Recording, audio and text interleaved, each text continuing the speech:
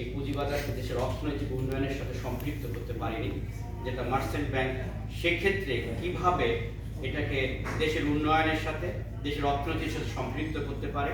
যদি করতে পারে তাহলে সেক্ষেত্রে কিন্তু একটা সাস্টেইনেবল পুঁজিবাজার দাঁড়াবে এবং দেশের অর্থনীতিতে একটা বিশাল ভূমিকা রাখবে বলে আমরা একমত পোষণ করেছি। আমরা আমাদের কিছু সাজেশন ছিল, কিছু আইপিও রুলস পলিসি তারা রিস্ট্রাকচারের কথা বলেছে, তারা আরো ট্যাক্সেশন কথা বলেছে, যেমন লিস্টেড নন লিস্টেড যে সমস্ত কোম্পানিগুলো মার্কেটে আছে তাদের নন লিস্টেড তো মার্কেটে নেই, তারা বাইরে আছে, তাদের সাথে লিস্টেড কোম্পানিগুলোর ট্যাক্সেশনের একটা ব্যবধান, বড় ব্যবধান থাকা উচিত, তাহলে নন লিস্টেড কোম্পানি মার্কেটে আসার জন্য উৎসাহ হবে।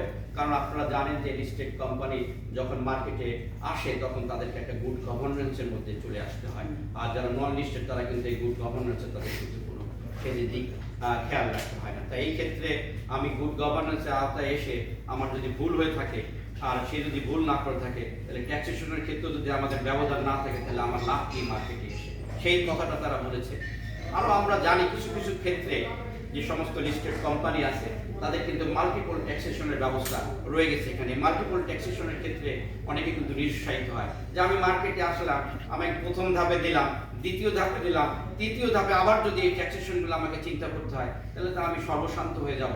এই জন্য এই বিষয়গুলো তারা আমাদেরকে অ্যাড্রেস করার চেষ্টা করেছে।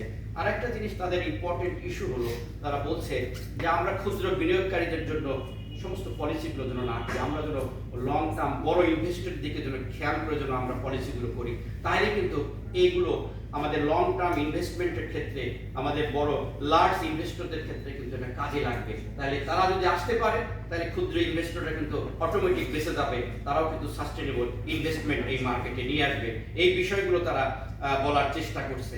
আর একটা জিনিস তারা বলার চেষ্টা করছে, যে জিনিসটা হলো তারা বলছে যে আমরা যেন পলিসিগুলো ফ্রিকোয়েন্টলি যেন চেঞ্জ না করি। কারণ আপনারা জানেন যে একটা পলিসি যদি লং টার্মের জন্য না আসে তাহলে এটা লং টার্ম ইনভেস্টমেন্টের ক্ষেত্রে কিন্তু একটা বিশাল খারাপ প্রভাব ফেলে। এই জন্য আমরা যখন পলিসিগুলো করব তখন যেন আমরা লং টার্ম ইনভেস্টমেন্টের উদ্দেশ্য করে যেন আমরা করি, এই পলিসির জন্য মার্কেট ফ্রেন্ডলি হয়। এবং আমরা সবসময় বলে আসছি ঢাকা স্টক এক্সচেঞ্জের পক্ষ থেকে যে পলিসি যখন হবে তখন অবশ্যই আমরা আমাদের বেনিফিশিয়ারির দিকে ইনভেস্টরদের সাথে আলাপ করে যদি এই পলিসিগুলো তৈরি হয় সেটা খেয়াল রাখতে হবে। কারণ মার্কেট হলো ইনভেস্টরদের, সেখানে আমরা সহযোগী প্রতিষ্ঠান, যদি তাদের যদি ব্যথা বেদনা আমাদের এই পলিসির সাথে যদি সামগ্রিকভাবে যদি অ্যাডজাস্ট না হয় তাহলে সেক্ষেত্রে কিন্তু ভালো ইনভেস্টর আসবে না বা বড় ইনভেস্টমেন্ট এখানে আমরা পাবো না। এই বিষয়গুলো সাধারণত তারা আমাদেরকে বলার চেষ্টা করছে। আরও কিছু তারা পয়েন্ট হয়তো তারা বলবে, যেগুলো তারা লিখিত আকারে আমাদেরকে দিলে আমরা বলেছি যে আপনাদের যে পয়েন্টগুলো আপনারা লিখে এনেছেন এগুলো আমাদেরকে দিলে আমাদের ডিএসসি প্রাথমিকভাবে এগুলো নিয়ে বসবে, পরবর্তীতে আপনাদের সাথে বসবে, তারপরে পরবর্তীতে আমরা ডিএসসি মার্চেন্ট ব্যাংকার্স অ্যাসোসিয়েশন এবং বিসিকের সাথে সম্মিলিতভাবে বসে আমরা এই জায়গাগুলোকে আমরা উত্তরণের চেষ্টা করব। এই ব্যাপারে তাদেরকে আমরা কথা দিয়েছি। আর আমাদের পক্ষ থেকে আমরা যেটা বলার চেষ্টা করেছি যে দেখেন এখন মাননীয় প্রধানমন্ত্রী আমাদেরকে যেটা একটা নির্দেশনা দিয়েছেন যে আসলে সরকারি সকল কোম্পানিগুলোকে আমাদের পুঁজিবাজারে অন্তর্ভুক্ত করার ক্ষেত্রে, এক্ষেত্রে কিন্তু আমরা মনে করি যে মার্চেন্ট ব্যাংকার অ্যাসোসিয়েশনের একটা বড় ভূমিকা আছে। অর্থ মন্ত্রণালয়কে মাননীয় প্রধানমন্ত্রী নির্দেশ দিয়েছেন অর্থ মন্ত্রণালয়ের সাথে আপনারা সম্পৃক্ত হন, সেখানে আপনারা মিটিং করেন, প্রয়োজন বোধে যদি ডিএসসিকে নিয়ে মিটিং করতে হয় আমরাও সেখানে যাব। কিন্তু অর্থ মন্ত্রণালয় হয়তো তাদের কর্মব্যস্ততার কারণে অনেক সময় এটা বিলম্বিত হতে পারে। সেই ক্ষেত্রে এটাকে ত্বরান্বিত করার জন্য যেহেতু আপনারা মার্কেটের মূল কর্ণধার, আপনাদেরকে কিন্তু এগিয়ে যেতে হবে, তাহলে কিন্তু তারা উৎসাহিত হবে।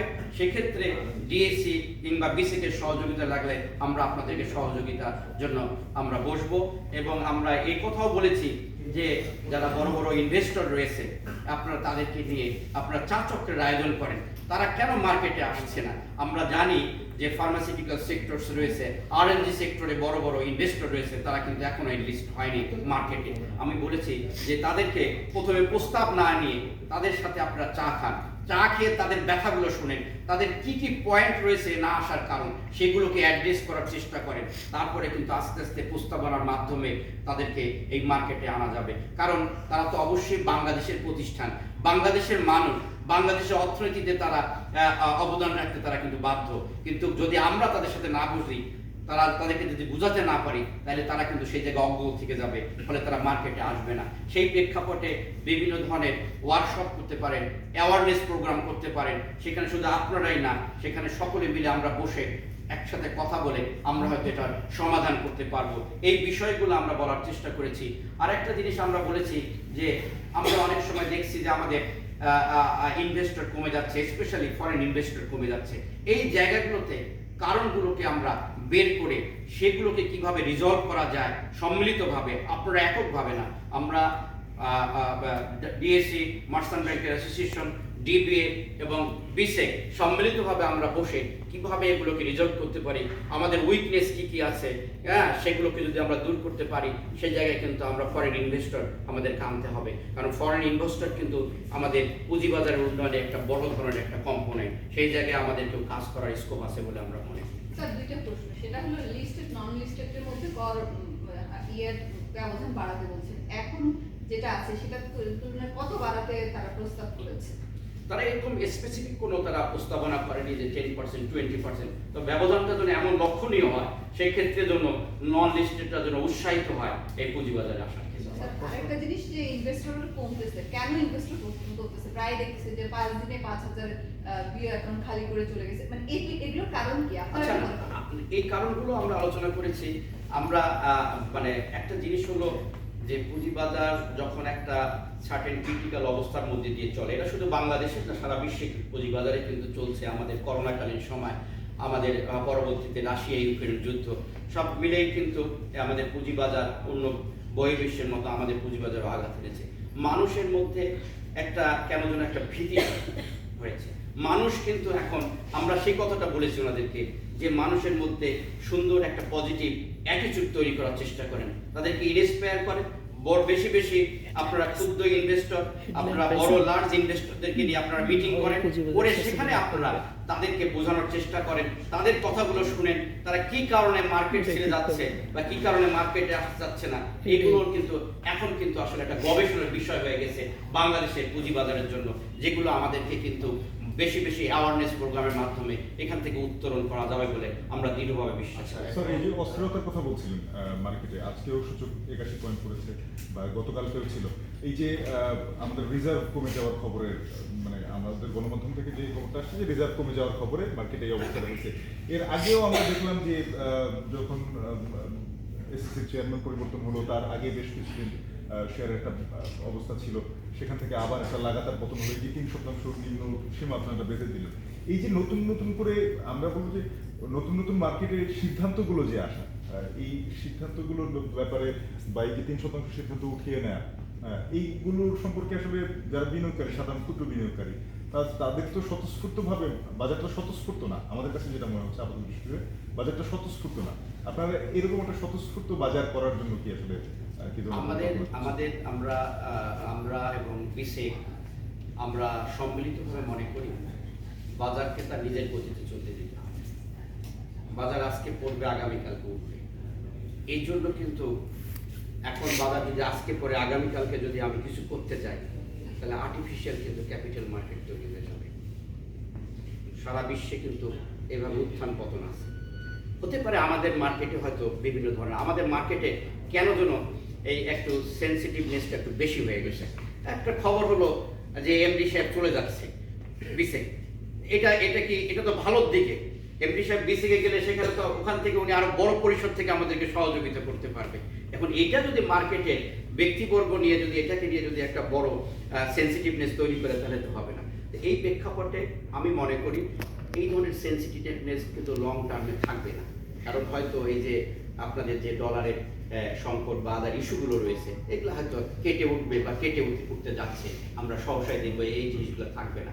হ্যাঁ, আপনার সাথে আমি যে কথাটা বলতে চাই যে যেদিন 3% এই সার্কিট ব্রেকার বসানো হলো, আমরা কিন্তু তার পরের দিনেই কিন্তু আমরা বিসেকের সাথে আমরা আমাদের board of directors including MD সাহেব আমরা সকলে গিয়েছিলাম ওখানে, এবং আমরা কিন্তু একটা কথা বলেছি যে মার্কেটকে তার নিজের গতিতে দেওয়া উচিত।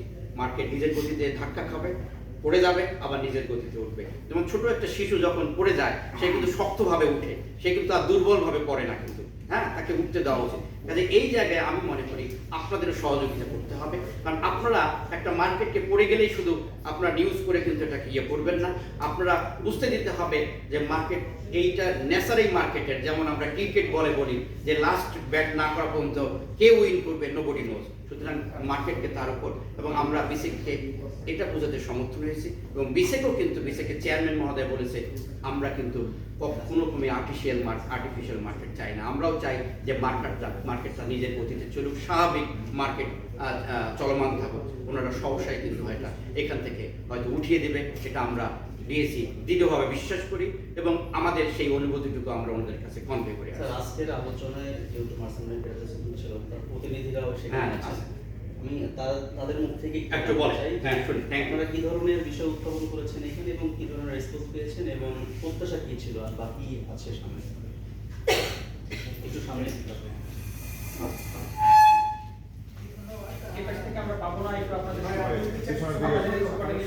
পিছনে টানবে।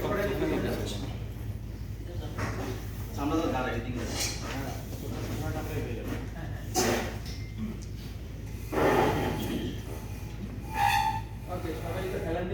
Merchant bank association capital market stakeholder হিসেবে আমরা তো আসলে সবসময় ঢাকায়